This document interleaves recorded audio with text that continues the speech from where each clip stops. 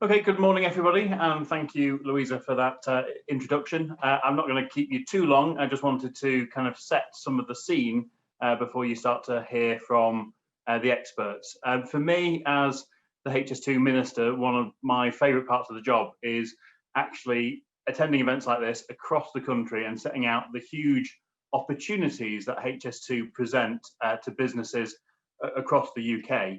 There are already over 2,000 UK businesses involved in the HS2 supply chain. There are over 100 businesses from Yorkshire and the Humber already involved, and the range of opportunities available is immense. So delighted to see so many of you attending, and thank you to the organisers for bringing together this event. I'm conscious that as we meet today, we are in the kind of latest round of COVID-19 restrictions, which place a huge burden on businesses and individuals across the country. And I'm acutely aware that 2020 has been an incredibly difficult year for business. But it's been amazing to witness what we can do and what we can achieve when we are united in delivering a common goal. At the moment, obviously fighting the virus and delivering those vaccines in incredible numbers across the country. But I'm confident that we can also do that when we start to focus on building back better as a country. And I'm confident with our commitment to HS2 that we can give you all some certainty, which I know is much needed at the current time. Despite the pandemic, a huge amount of progress has been made with HS2 over the past 12 months. At the start of last year, in February, the Prime Minister gave HS2 the go-ahead following the Oakerby review and appointed me as the Minister to oversee the project. In April, we announced a notice to proceed for our main work civil contractors to get on with the delivery of phase one of the route. And in September, the Prime Minister himself was wearing a high-vis jacket and hard hat when we were actually allowed to get out and about at Interchange Station, the new station that's being created there in the West Midlands, showcasing how much progress is already being made, even though we're only now just heading towards the kind of scaling up of construction. Over the course of this project, HS2 we're already supporting 13,000 jobs, both directly with the contractors and in the supply chain, but we're expecting that to lead to about 22,000 jobs just for phase one, which is a section of the railway line from Birmingham to London. And with things scaling up over the next 18 months, we're expecting to be letting around £12 billion worth of contracts for phase one. It's also worth noting that this week we finished the parliamentary stages of the phase 2A bill, which is taking the line from the West Midlands to Crewe. So another 37 miles of track now has approval. And again, we can get on with letting some of the enabling work contracts and other contracts associated with that extension. So things are moving forward at pace. HS2 may be an investment for the long term, but my simple message today would be that it is delivering jobs and contract opportunities right now. In addition to those 13,000 jobs I mentioned, there's already 400 apprenticeships. At peak construction, we're expecting that to increase to more like 2,000 apprenticeships. And HS2 phase one alone is expected to create 400,000 supply chain opportunities. And as government minister, I've been very clear that I expect 95% of those contract opportunities to be won by UK-based businesses, and around 2/3 of them to be won by SMEs. So Yorkshire-based businesses have a huge role to play here. And it's not just in construction and engineering where those expertise are needed. Areas such as plant nurseries, traffic management companies, occupational health services, these are all types of businesses who have already benefited from HS2 contracts. And as the project grows, so will the breadth of skills and services it requires. HS2 is more than just a railway. It really is an opportunity for the business community across the board. I'm glad to say that we are already seeing firsthand the impact of opportunities to work on this railway in communities across the country. Take, for example, 3 Square, a railway technology company based in Sheffield. It's working with one of HS2's direct contractors, Skanska Costain, who are delivering the tunnelling programme for the route between London Euston up to the M25. The 3-year contract will see it supplying its RailSmart software to help form a supply chain management system, giving visibility of the complex freight supply chain and providing live performance, cost management information, and operational control data in real time. This work package has meant that in a time of economic uncertainty, 3 Squared have not only managed to retain their current workforce, but in 2020 have expanded, creating 13 new jobs at its headquarters in Sheffield, 3 of which were staff who they took on following work placements or apprenticeships. The contract award has also enabled 3 Squared to further strengthen its relationship with local academia, and it's taking on 5 placement students who are all final degree year students with Sheffield Hallam University. I know many of you are here today to find out about how you might benefit from the supply chain opportunities, and I'd like to stress that HS2 and the government is here to help. I come to you with a clear message. This government believes in the UK supply chain, and it believes in your ability to deliver this project. There is no doubt that HS2 will inject greater competition into the industry, and the opportunities are endless. From tunnel boring machines to solar welfare cabins, it's down to the strength of our supply chain that we're able to progress with confidence on plans of the scale of HS2, of course, the largest infrastructure project in Europe. HS2 is not a railway for the short term. It's a railway which is a long-term investment which will provide high-speed travel between the major UK cities for many, many decades to come. You all have a part to play in this. And as we move forward together, ensuring that transport in this country really works for everyone. I look forward to continuing to engage with you. I hope you enjoy the session today. If you have any challenges in the coming weeks and months, primarily direct them towards HS2, but as the Minister, one of my top priorities is supporting all of you and your ambitions to win contracts. So if you have any challenges, feel free to contact me directly. Thank you very much for having me today. Thank you, Andrew. Much appreciated. Thank you for joining us this morning. Okay, Robin, we're going to come to you. I know you've got a presentation to share with us. So Tom will take care of the technology, I believe. In terms of questions, if anything pops in your mind as you go along, if you want to pop it in the chat box, and then I can try and group some of those questions. But when Robin's finished, we will have the opportunity to do a Q&A directly. So I'll hand over to Robin. Very welcome.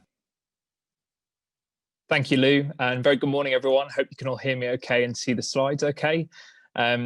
As Lou and Tom have said, I'm Robin Lapish. I'm a supply chain manager for HS2 Limited. I've been working on this project now for over 6 years, almost from its infancy, seeing it develop and grow over that time. And it's always a pleasure to speak before this region in particular, South Yorkshire, given I'm from Sheffield originally and went to school in Sheffield. So it's always a pleasure to speak before you. Always more than happy to assist. HS2, as you heard from Andrew, is very much a project of national significance, and the skills and the experiences of companies right across South Yorkshire will be needed to help achieve our vision. And in fact, over 33 companies across South Yorkshire in particular have already delivered work on HS2, and 76% of those are SME businesses, which is really great to see. And so to help you identify and access work, today I want to give you really 3 things. Firstly, an update on the project. Secondly, our latest procurement programme, and thirdly, what you can do to engage with us. So I'll talk for about 20 minutes or so before some Q&A, and I hope you've got your questions ready, and then we'll move into some final tips and guidance. And needless to say that we'll also supply a copy of these slides for your future reference as well. So HS2, as you've heard and no doubt are already aware, is a real transformative programme for the UK. It will transform the way that we think about travelling around our country. And of course, faster journeys mean distances shrink, and it makes it easier to move around for work or for leisure, and will help bring families, businesses and friends closer together. Ultimately, it will help Britain become more productive, helping businesses reach new clients and hire new people. So here you can see on the slide the new Y-shaped network of HS2 and the phases during which it will be built, starting with phase 1 from Birmingham down to London. And for us, HS2 has always been about three things: capacity, connectivity, and carbon. And it's uniquely placed to support the UK's green economic recovery, creating some 22,000 jobs all over the UK and providing opportunities for many thousands of businesses.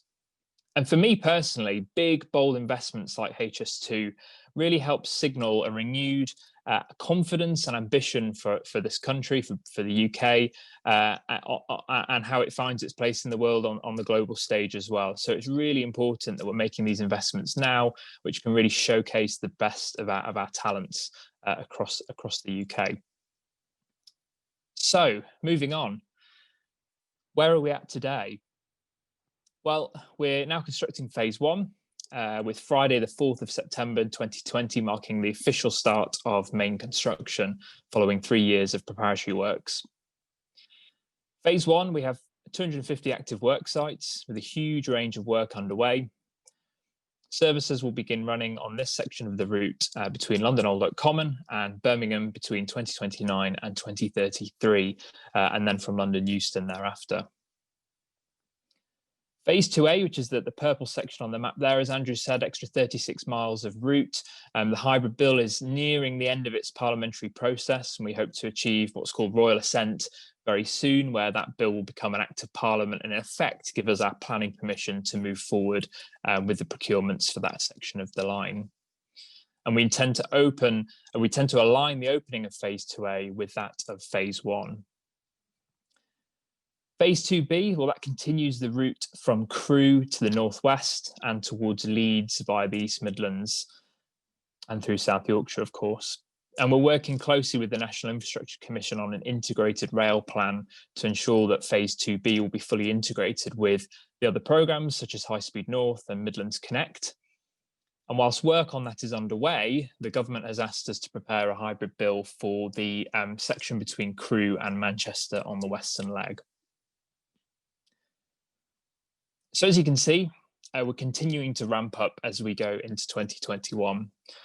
In spring this year, we'll start our tunnelling, and at the peak of construction, 10 tunnel boring machines, each a self-contained underground factory, will work 24 hours a day, 7 days a week, weighing each up to 2,200 tonnes. Each 160-metre long machine will bore and line the tunnels along the first phase of the route. And you can see on the bottom right there, a couple of our tunnel boring machines leaving the factory ready to be shipped to the UK and assembled. And they're now on site being assembled, ready for the first tunnelling to begin, which will be at the Chiltern Tunnel South Portal. And you can see the image there at the bottom left, that site being readied to start the tunnelling launch. And that will be a 10-mile long tunnel being bored under the Chilterns, one of the longest in the UK.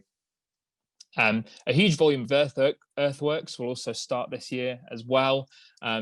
We'll need that to create the really straight, flat route that you would need for a high-speed railway. So if you can imagine, we want our curves to be very slack, we want our gradients to be very minimal. So in order to deliver that, we've got to move quite a lot of earth in the process. So if you think of all the plant and services and equipment we're going to need to support that, it's pretty extensive. And then also we're going to start progressing with the delivery of some of our most iconic structures, some of our really big viaducts, particularly the likes of the Colne Valley Viaduct, which is just inside the M25. That will begin as well this year. So some really exciting construction milestones coming up for us in 2021. And needless to say, we need suppliers of all shapes and sizes from all parts of the UK to join us and help deliver this national endeavour. And as Andrew says, over 2,100 suppliers have worked on HS2 so far from every corner of Britain. Over 70% of those are SMEs and 98% of those are UK-based businesses, which is really great to see the response from UK industry in supporting us with this project. And right now, I think it's fair to say infrastructure is actually a great sector to be in. National output in the infrastructure market in the UK is now exceeded its pre-pandemic level, and the construction industry in general is forecast to grow by some 14% this year. So clearly we're as a country facing very challenging times ahead, but of all the sectors out there, actually construction is one of the best to be in right now. So moving into our procurement, what are we buying and where do you fit into our supply chain? Well, the majority of our construction contracts are in place for phase one. And in turn, they will give rise to thousands of opportunities right through the supply chain. There's more procurement to come, and we still need to buy our 2 Birmingham stations, Curzon Street and Birmingham Interchange, and also our key railway systems packages, which you can see at the top of the screen there. So if we go through the key categories in further detail then, so starting with the main works civils contracts, here you can see the 4 joint venture partners delivering our main works along the route. We have a high volume of complex civil engineering needed to link city centre to city centre and navigate the dense web of existing roads, railways and utilities. I mean, High Speed 2 is quite different to high speed lines that you might have seen in Europe. For instance, on HS2, we're building the new infrastructure right into the heart of our cities, rather than connecting to the existing network. And so to deliver that in urban areas, clearly there's going to be quite a dense array of infrastructure, new infrastructure needed and new construction required. And that is very intricate. So HS2 is a very intricate project and has a high density of that civil engineering versus, say, other projects overseas. And that's in many ways a function of our densely populated country. In total on phase one, for instance, we've got 50 kilometres of new tunnels, 75 kilometres of cuttings, 16 kilometres of viaducts and 300 bridges. So there's a lot crammed into what is a relatively short route. And our main work civils contractors are picking up the baton from our enabling works suppliers. They've been working with us for the last 3 years on the preparatory works. And these people here on the screen, main work civils contractors, they're going to be working with us now for the next 6 to 8 years. So these are really long-term partnerships that we have put in place. And in turn, those contractors are going to need long-term partners in the supply chain as well. So this is not an opportunity that's just for a year or two. These opportunities could be long-term in nature for businesses like yourselves. And already they have a procurement pipeline in the hundreds of millions and are out actively engaging with the market. Subcontracts range from tens of thousands of pounds to tens of millions of pounds in value, with the procurement process proportionate to their scale. So this slide gives you a flavour of some of the sorts of the works and services that are going to be procured by our contractors. They're going to need a wide range of goods, of services, of works, everything you'd normally associate with a big construction project. But also, in addition to that, they're going to need all of the services needed to support our 22,000 strong workforce, our 35 main construction compounds and our 250 satellite compounds, plus all of our office locations. Our contractors use a platform called Compete For to advertise all of these opportunities. So this is really the one-stop shop place that you can go to, at a glance, see all of the subcontract opportunities on the HS2 project. So if you do nothing else today, then please make sure that you're registered on Compete For and that you've updated your profile and you're registered to receive alerts that are tailored to your business capability.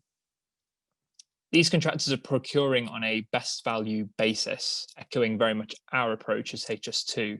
They use a balanced scorecard which takes into account wider social, environmental and economic factors, as well as things like quality, deliverability and price. The message really is that tendering for work on HS2 is not about lowest price or a race to the bottom. It's about the value add that you can bring to the project. And they're using a common assessment standard with pre-qualifications based on an industry standard questionnaire and using industry accreditations, including CHAS, Construction Line and Achilles. So once you're pre-qualified with one contractor, you won't have to pre-qualify again with another. So here's our 2 Birmingham stations. You can see on the screen here. We expect to award the contract for Birmingham Curzon Street at the top here in May 2021. The bidders are BAM Ferrovial joint venture, Lang O'Rourke and Mace Regalis joint venture. So there's 3 bidders. One of them will win the contract. It's going to be an iconic, probably one of our most iconic stations in the heart of Birmingham. Will spark extensive wider regeneration in the city centre of Birmingham, in and around that site.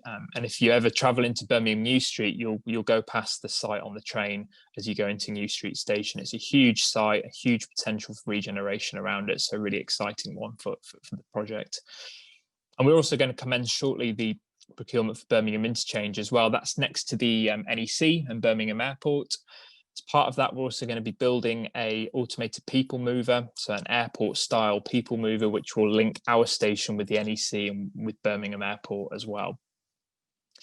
Sustainable design is very much at the heart of our plans for our stations. And through innovative design, we've developed a pathway to achieving a 55% reduction in carbon emissions for Birmingham Curzon Street over its 120-year life cycle. And in operation, this will be net zero carbon. Over 40 businesses collaborated with us to achieve this, which just sort of goes to show the importance of working together on HS2 and how businesses of all different shapes and sizes can come in and actually help us deliver what will be a really, really good outcome. We had all sorts of specialists working with us on developing that design.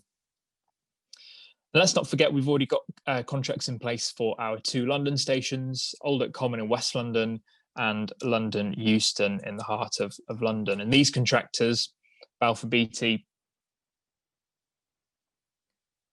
Vinci Sistra and Mace Regalis are busily procuring now for those London stations. Old Oak Common will be a really key interchange, 14 platforms, 6 for high-speed services, and the volume of this, what is a subterranean station, is the equivalent to about 6,300 double-decker buses. So it's a huge station. And London Euston is of course an existing station, and we are redeveloping it and extending it. And in time, we will be delivering 11 new 400-metre long high-speed platforms under the current plans for Euston. So a huge regeneration of the Euston station as well. Right, moving on, railway systems then. So these contracts, these 16 contracts, will underpin the success of the operational railway. So this is a really important category for us.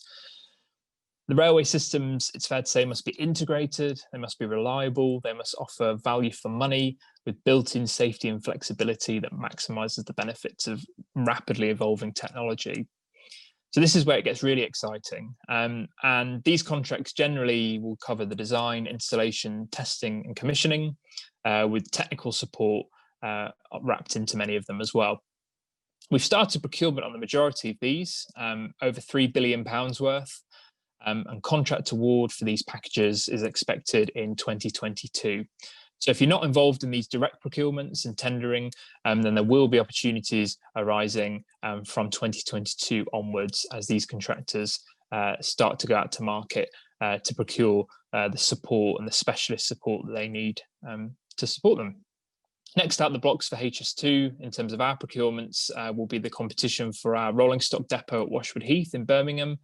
That's due to start in February, and our engineering management system as well, which is due to start at the end of January. So that almost completes all of the procurements for the railway systems category, which will be underway come the spring this year. Rolling stock, right, well, these are the trains. This is the really important bit, of course, because we're not much use without these.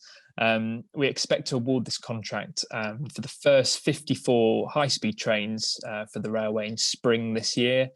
It's the single biggest contract on the whole project. The 5 bidders are Alstom, a Bombardier Hitachi joint venture, CAF, Siemens and Talgo. Clearly, South Yorkshire has a great railway heritage, and I fully expect there to be opportunities, supply chain opportunities for firms in this region once we get this contract in place. and that supplier can begin to mobilize and think about what it is they're going to be delivering in-house versus what they're going to be going out to market for.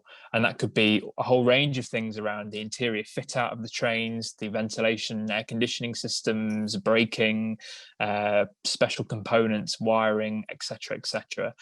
So there could be a whole array of different opportunities that successful manufacturer will be going out to market for. And we fully expect to be working with them on promoting those opportunities and giving you access to those as well. Right, phase 2 then. So this is, as we've said, another 37 miles of high-speed line. It includes around 12 kilometres, so around 8 miles of cuttings, and 42 more bridges as well. So it's not insignificant in scope. And the key thing about phase 2A is that it opens up connections to the north of England and to Scotland as well. And we've announced the use of a slightly different model here for the construction of our civils works for phase 2A, using a design and delivery partner and smaller works packages versus what we've seen on phase 1. So the DDP will be responsible for program management, commercial management, project management, as well as overseeing the design and systems integration. So you can see the timelines of the key contracts on there. We're moving forward at the moment on phase 2A with ground investigation works. So this is where we geotechnically assess the land conditions, the soil conditions, understand the geology of the landscape and what we need to do in terms of the advanced civils works. That'll be preparing the ground, doing a lot of groundwork and enabling works to prepare for the main civils works, which will be all about building those bridges, the 2 tunnels on the route that need to be bored, and then also the array of earthworks that we're going to need to create the route. So you can see the sequence of activities there. And as I say, procurement is going to be ramping up for phase 2A this year. So there's 2 final themes that I'd like to touch on, if I may. We've talked about carbon. Clearly, things like productivity and efficiency for HS2 is really, really important. But at the heart of all of this is safety. So safety is our #1 value.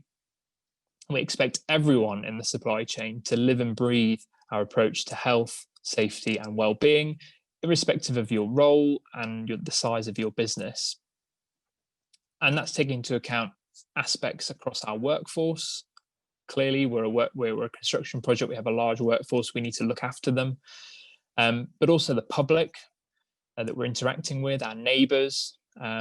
We have 500,000 addresses within a kilometre of either side of the route on phase 1 alone. So clearly we have a huge obligation to the communities that are hosting us during our construction of the route. So our neighbours is absolutely critical, but also the supply chain and how we procure into the supply chain, the standards that we cascade down the supply chain, design, assurance, and of course operations. So safety is very much at the heart of all of our decisions. And the challenge for the supply chain and for yourselves is how can you help us to continue to raise the bar on health, safety, and well-being. The second theme that I want to finally touch on is around innovation, because HS2 by definition is an innovative railway. It is pushing the envelope of what has been achieved in high-speed rail technology around the world, taking the best practice that we've seen in the Far East, in Europe, and bringing that into the UK and building upon that. So it's by definition an innovative railway. We need to innovate to be successful. We want to align the areas of opportunity that we're seeing in the market with strategic needs of the project. So we need your help and ideas. And our key challenges that you can see there on the screen, so environment, we want to do more with less. So achieve our design using less materials, less steel, less concrete, and thereby creating fewer emissions and less noise in how we build and operate the railway. Productivity, I've mentioned briefly, but this is about how we bring on board new technologies and techniques to improve the productivity and the design and the build of HS2.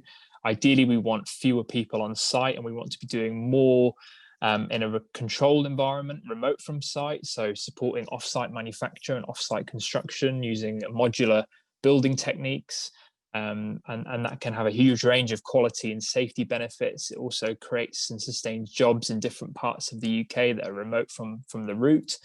And that has huge benefits from a community point of view as well, because we're minimising the amount of work that we're actually doing on the site. So if we can do a kit of parts bridge that is all manufactured off site, transported to site and installed over a weekend, let's say, then all the better for the project. And that's exactly what we've done on 4 new bridge installations in the West Midlands in and around our interchange site. They were actually prefabricated and manufactured off site in the northeast of England by a company called Cleveland Bridge. They were taken to site and they were put into place in a single 24-hour period, which was an amazing achievement. So we want more of that sort of technique and technology. Customer experience, we need to find and commercialize ideas that allow HS2 to be reliable, to be robust, and to be a really great passenger experience, and create a railway that is truly accessible to the widest and most diverse needs of our population, which frankly our current railway today is not.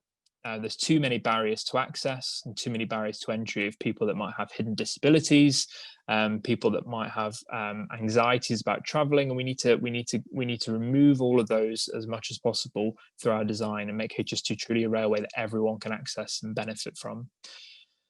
And process, building and contracting innovation ecosystems that work together to create value. And that's really key, is how we sort of democratize and enable the innovation process, so that businesses, particularly small businesses, where we know are a hotbed of new ideas, can sort of really come forward and bring their ideas, and we can embed that into our designs and how we do things. We've recently launched a flagship innovation accelerator program to work with SMEs and our supplier network. We know already that SMEs contribute about 50% to our innovation projects on HS2 so far. The accelerator program will allow closer, more agile, cost-effective working relationships, so they can grow and mature their businesses and technical offerings for investment, for procurement, and ultimately for adoption as well. So it's a great program, the accelerator program. We've got 2 cohorts of firms on the program already. They're going to be working with Innovate Birmingham and the Connected Places Catapult. And we look forward to working with them and getting their ideas embedded into the project. We're going to probably run subsequent competitions as well, so please do look out for those when they go live this year, if not beyond. So that's it from me. Thank you so much for listening. At this stage, I hope that's generated some interest, and look forward to your questions before we wrap up. Lovely, thank you, Robin. Much appreciated. If we just come back to the main screen, I can just welcome questions. So I don't have anything in the chat box at the moment, so if people are a bit shy and they want to put questions in the chat box, that's fine. But I'm looking for who's going to be brave to kick us off. Just flip to the second screen. Has anybody got a question or comment for Robin? Yeah, I'll start. Was that Brian down in the? Is that Brian there? Yeah. So if we go Brian and then Barry, I think you raised your hand. Yeah, I'm sorry, but we both spoke at the same time. Brian Rees, CEO of Sheffield Precision. So we're based in Sheffield, a component manufacturer. We've been hit in orthopedics, which we have a massive area for, as you can imagine, by COVID. Won't tell you the story. The reality is we've got 20,000 square feet, a lot of high-level skill, 26 CNC, very interested to register with Compete 4. And also to understand the best route in to be able to give you value for money. That's really a statement, I know, but the question is, would you have anything else to say, such as, for instance, Balfour BT? We know some managers there. I've done many years of marketing before I got to where I am now. The reality is, what is the best route in? Is it to wait, or are there opportunities now to communicate? Yep, my message really on that is that there's opportunities now. So don't wait, because the next 6-12 months is a really key time for us on the project, particularly as our main contractors start to mobilize their supply chains, which are going to be in place for the next 4 or 5 years. So they are busy at the moment engaging with the market running quite a few competitions. But my message is speak to the relevant project teams. So you might have contacts in Balfour Beatty, but clearly they're a huge organisation across the UK. But if you speak to the specific HS2 teams, I mean, I know Matt Munn, Head of Supply Chain Management for Balfour Beatty Vinci, HS2 delivering Area North, Civils in the West Midlands. He and his team will be more than happy to speak to you about future opportunities, as would all the equivalents in all the other JVs that work for us. So they're well placed to have these conversations. They've got the teams in place to have these conversations. So we're more than happy to connect you in to the right people. Yeah, it's accurate connection is really what we're after. Thank you. We'll send a list of the contacts to the chamber after the event, and they can circulate that to everyone. Thank you, that's really helpful. Just leading on from Brian's question, just got a question in the chat from David Pearson, who was just, I'm just squinch back up, was just asking, what is the quickest route to see the opportunities? I would say Compete For.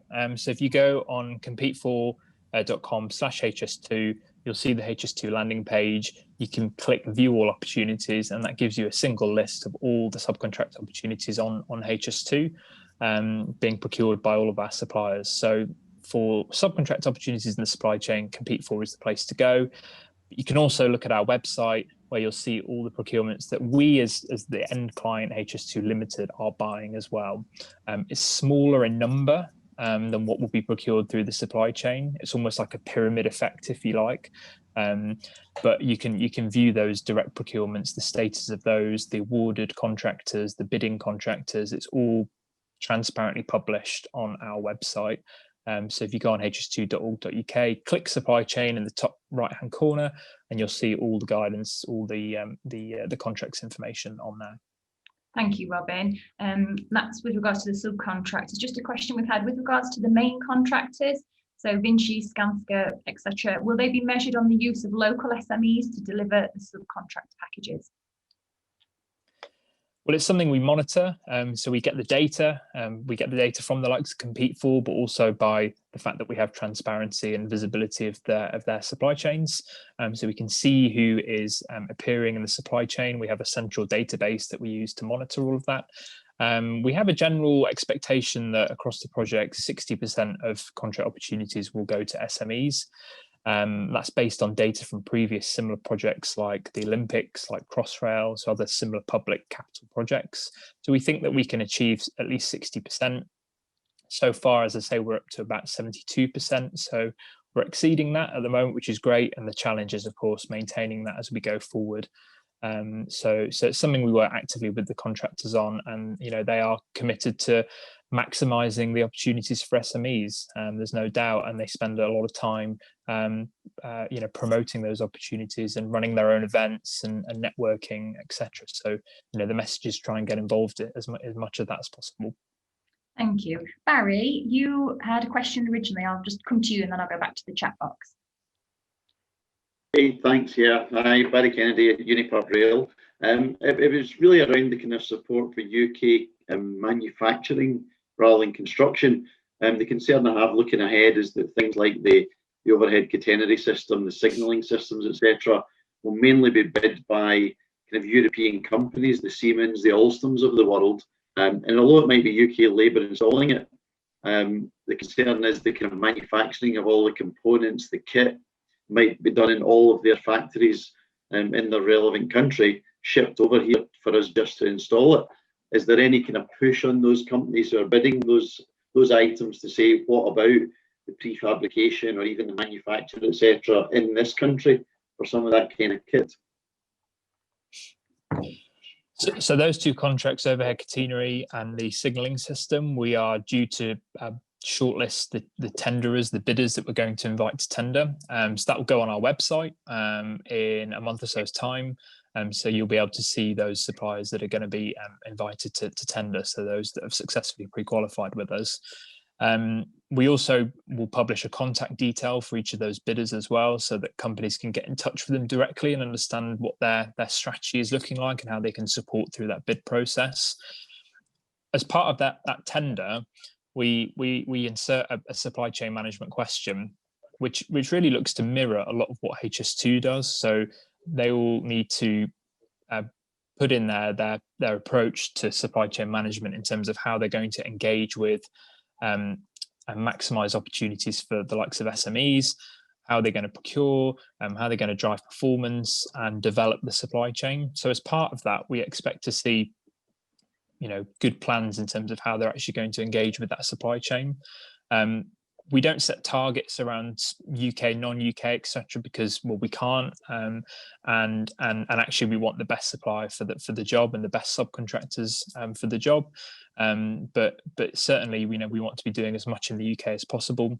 There may be areas where technical support, as you say, will need to come into the UK, but the more we can make here, I think there's logistical benefits for that, and clearly there's other wider social benefits for that, and that is all taken into account as part of the tender as well. So there's social benefits, etc., which you'd think UK-based suppliers are well placed to deliver against. So it's clearly a balance that's required between the UK capability that we have, and there might need to be supplemented with overseas capability from time to time on the project because of its technical nature. But the legacy, of course, of that is that UK businesses will be developed and upskilled in high-speed rail where they may not have been before. So we do see that to be a win-win type situation. Thank you. Steve Manley, you popped a question in the chat box. I don't know if that's been answered with you being, I suppose, a non-traditional supplier. I don't know if you're there, Steve, and you want to ask your question. His video's off. I'll ask it for him. Oh, he's here. Oh, yes. Sorry, Lou, couldn't press it quickly. It's all right. Yeah, hi, Robin, thank you. I own an office supplies company based in Yorkshire, and obviously something that you probably don't even think about, but you'll have small offices located, people needing to order office supplies, desks, chairs, printers, etc. What's the provisions in place for those areas of consumables, please, Robin? There's a lot of modular offices going into our sites at the moment, actually. So there've been prefab sort of units. Some of them have been manufactured in South Wales, in Port Talbot by a company called Wernick Group. There's others that are being manufactured in Cheshire. So clearly that once they're transported to site, they're going to need fit out, they're going to need supplies, as you say. That's all being overseen by the individual contractors. So the individual main works contractors that are establishing those site compounds and the accommodation units and the office units that are going in. I mean, they're temporary, but they're sort of 5-10 years temporary. So they're clearly going to need some supplies and support to service those. So, but again, my message is have a look and compete for. See if those. I have seen office supplies pop up on there in the past. So please do have a look and get in touch with those contractors to see what else they need. And again, we'll supply a contact list for you to do that. Okay, thank you. Thank you. Thanks, Robin. I've got a question from Ray. Ray's just explaining that they're a rail training provider and interested in working with the companies. Ray, do you just want to expand on that? Perhaps give some contact details for the others on the call? Hi, yeah, thank you. Thank you for that, Robin. It's really good. We deliver rail training of all different types, level 2s, 1s, 3s, apprenticeships, and we have got hundreds of students locally they're chomping at the bit to get started with a career in rail. Our background is rail as well. We do have some good contacts anyway within rail, but we are really keen to get into HS2. It obviously will put back into the local economy, and when you look at it socially as well, and the impact it's going to have on families, it's immense. So we're really interested in working with other suppliers to work with possibly apprenticeships and other different courses that we do offer for our local students to get them into HS2. Yeah, sounds great. I'd be more than happy to take your contact details and share that with our internal skills team. But what I'd say on apprenticeships is we want over 2,000 apprenticeships on HS2. We've got about 400 so far, and they're new. They're not just existing apprentices; they're new apprentices that have come on board since the project started. So 400 already. So we're making good progress. There's a long way to go. HS2 has its own apprenticeship scheme. We take on about 30 or so people a year. The vast majority, though, will be in the supply chain. So they'll be taken on board by our suppliers and their suppliers. So I know they are busily recruiting at the moment, which is great. So, you know, happy to put you in touch with the relevant people. The other thing I'd say as well is that we've wider than just apprentices, but we've recently launched a jobs brokerage, which will be working with local brokerage partners to promote job opportunities and I think apprenticeship opportunities as well on the project, all in one place. So the jobs online brokerage will be a single sort of shop window where all job opportunities on the project will be posted, which will make a big difference, I think, as well. So yeah, more than happy to follow up with you both on that. Lovely. Thanks ever so much. Thank you. Thank you.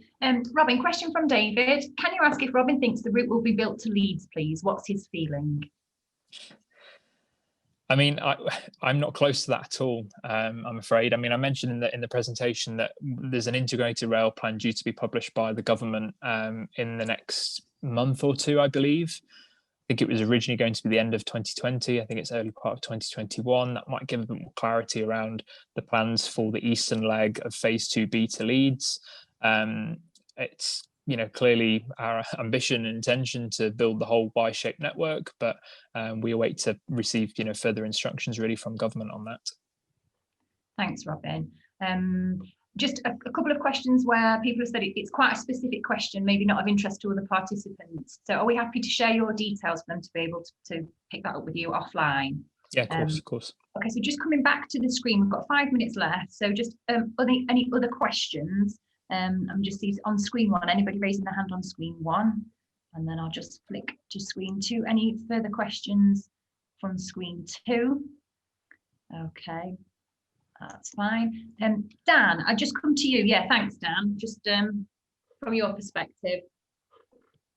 Hi there, I'm Dan, I'm Chief Executive at Doncaster Chamber. Robin, good to see you again. Robin, you mentioned sort of the drivers around sort of CSR and environmental credentials as part of the procurement process. Sometimes that's sort of bigger for easier for bigger businesses to evidence than kind of SME suppliers. Have you got any sort of hints and tips for SMEs around how they could best evidence things in that case? Yeah, sure. Yeah, I think the key is thinking, evidencing some outputs, so some tangible outputs, and the scale doesn't really matter. It's more about the kind of process that you've gone through to achieve that. So that could be for instance, we were working with a company. They were a traffic management company based in the northeast, and they implemented a monitoring system. And what that did was when any vehicle was idling, they'd get an alert and they'd be able to monitor that as well from their HQ. So it's a really simple piece of kit, but that really helped reduce carbon emissions, became more productive.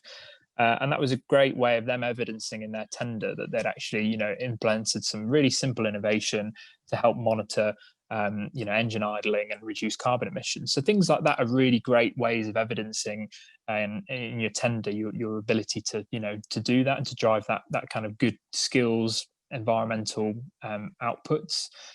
So it needn't be about scale. It's more about the process and what you've been able to achieve, and anything large, anything small is always welcome. Thanks, Robin. Amelia was just asking, is it possible to get more details on the jobs brokerage service and who will be leading on that? Perhaps that's something we can do in the follow-up emails, maybe give some contact details for the specific things that have been mentioned.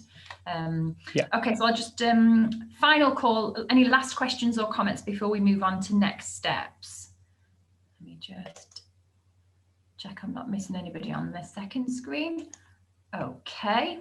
Right, smashing. So if we can just come to you to summarise, really, Robin, and just talk through the next steps that people need to take. I know you stressed, obviously, time is of the essence. We're in a very different place now than we were 18 months ago, and there's real opportunity here. So we really want to, make the most of that and make it as easy as possible, and for our, our colleagues and our members to make the most of this opportunity.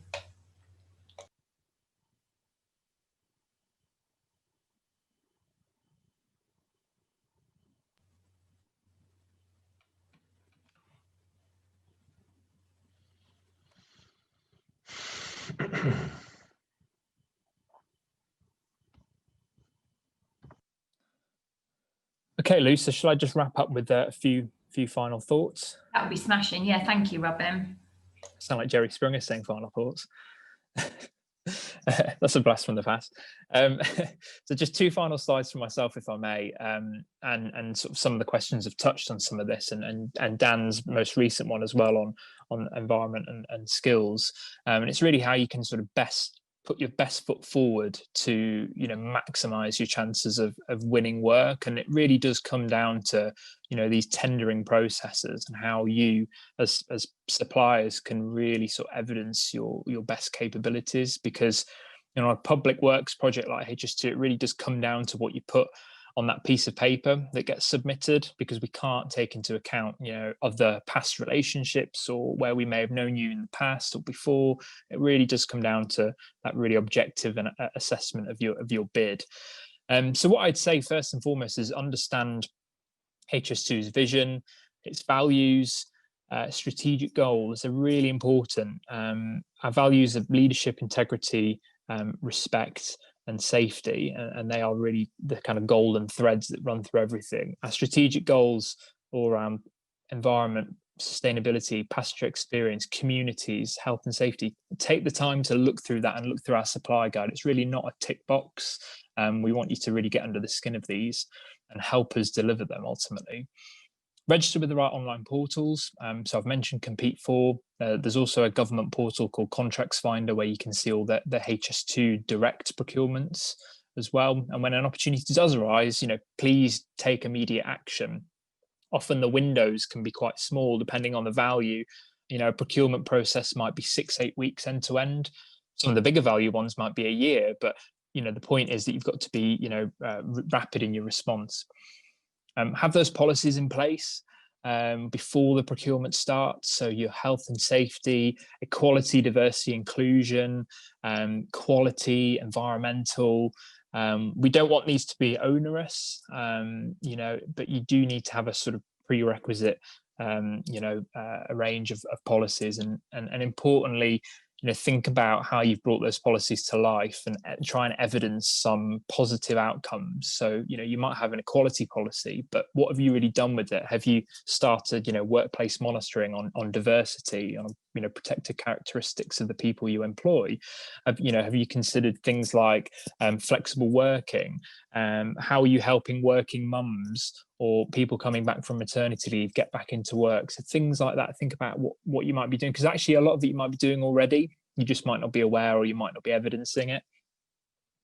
Consider partnering with other suppliers if you think that's appropriate. And so don't be put off if you can only do part of the scope of something.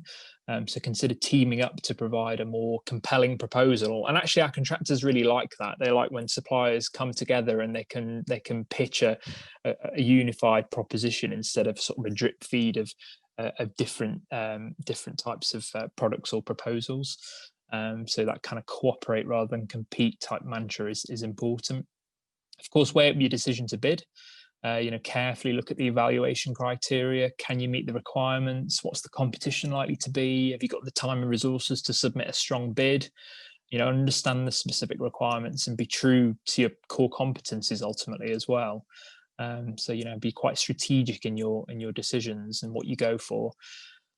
Build your network. I think that's important. I mean, you're all here today, so you're all very proactive anyway, which is great. But attending events that the chamber, the local enterprise partnership might put on is great. Building your personal relationships on social media even can be really helpful as well. And ultimately, get your boilerplate text in place. Be ready.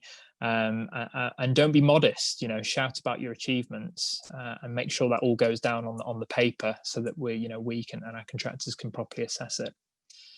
So the final slide, just a few things that you can do now. And if I was to give you 3 key takeaways, say first and foremost, look at our online guidance. So the hs2.org.uk website, click supply chain in the top right corner. Review our supply guide, have a look at the contracts tables. We've recently published a list of some of our key tier 2 subcontractors as well. We're going to publish some contact details for them, so you'll be able to see that. Have a look at our case studies. We've got a supply chain map, so you can see the spread of companies that are working with us across the UK. Secondly, register on Compete For. You've got the web address on the screen there. That's really important. because that's where all the subcontract opportunities are being advertised. I think the thing that I would add about Compete For, it's not a tendering portal, it's not a procurement portal. Typically our contractors have their own procurement portals that they use to run the process, but what Compete For does is like a giant yellow pages and a giant shop window, whereby you can see all those contracts advertised, you can express your interest, and if you pre-qualify, you can be carried forward to the tender process. And then lastly, I would say engage with the chamber and local support services that can help to prepare your business, because there is a real wealth of information and guidance out there that can really genuinely assist in supporting you and maximising your chances of winning work. And the last point is that our email address, the scc@hs2.org.uk, address is on there. You can reach myself and the wider supply chain team at HS2 by contacting us directly as well. So any ideas, anything you're struggling with, please do get in touch. And that's it from me, Lou. So thanks very much, everyone. Smashing. Thank you so much, Robin. It just leaves me to say, hopefully this morning has given a bit of insight, given some information, and provided some help really to help identify those opportunities and help people ready themselves. We will follow up from this. There'll be the session's been recorded. We'll provide a copy of the presentation and the contact details that you need. So it just really remains for me to thank you, Robin. Thank you to Andrew as well for attending your time this morning. Really appreciate that. And thank you to colleagues in the South Yorkshire Chambers as well for making this morning happen. It's great to see so many people here, and I hope you found the session useful. And hopefully this is the beginning in a series of conversations, and we all have the opportunity to really take advantage of this. So I will leave you all now. Wish you all a good day. Lovely to see you all. Thanks ever so much, and see you again soon.